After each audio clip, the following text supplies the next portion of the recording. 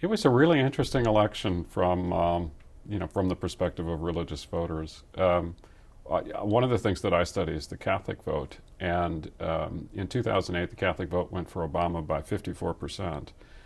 And given everything that's happened over the last couple of years, I was really, curious how well we were doing. I mean, that was one of the areas that I was working. In fact, at the end of the day, we were able to carry the Catholic vote, but just barely, just a little bit over 50%. So, I was pleased. That was very interesting. And what got us over the top, the Catholic vote anyway, were Latino Catholics. About 70%, 7 in 10 Latino Catholics supported Barack Obama. On the other hand, for white, regular church-going Catholics, maybe as low as 30% supported Barack Obama, with about 70% going to Governor Romney. So it was very interesting in that regard. Beyond the Catholics, I think that it's interesting too. Not surprisingly, evangelicals went, very strongly for Governor Romney. But Jews, again, went very strongly for the president. No surprise there. And new or emerging religious denominations in the United States went overall very strongly for the president. So it was a very interesting, from a religious perspective, it was a very interesting election.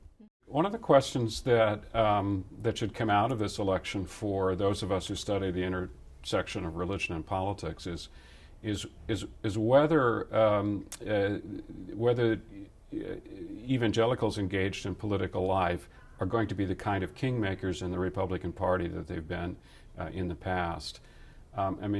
We might be looking at a situation where the person who's anointed by the evangelical kingmakers is no longer the person who has a good chance of winning a national election. And that's an interesting thing to think about. I wonder if, in fact, we might not see people like Ralph Reed and others trying to expand their coalition. Already they have reached out, of course, to conservative Catholics. But what would be really interesting, I think, would be to see if they try maybe to reach out to Latino Catholics. That might be the way in which they could rebuild the kind of king-making coalition that they've had in the past. So I think what we're seeing the rising generational change. What we're seeing are millennials and in fact the huge millennial participation in politics in this election, which was actually higher than what we saw in 2008. A little bit of a surprise, I think, to people.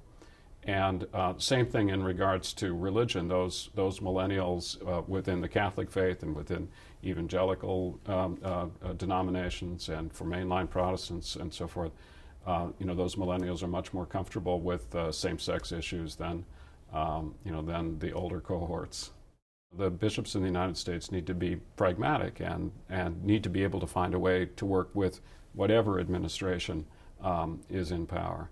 And so I think that what we're going to see is an effort to do that. I think that we'll see the bishops try, in fact, to find ways to cooperate or work with this administration in areas where they can work with the administration.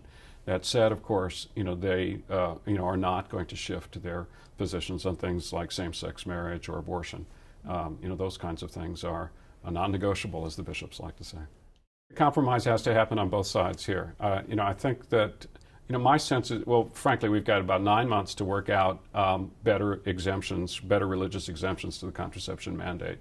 And I think that the bishops are interested in getting those better exemptions, and I think that there could be very good political reasons for the administration to want to think about extending better exemptions to religious institutions like universities and Catholic hospitals and Catholic charities and so forth. So I'm actually relatively hopeful, maybe not in the lame duck session, but about the time that the new Congress starts to really get into its business, I'm really hopeful to see this opened up again and hopeful for some progress on that issue.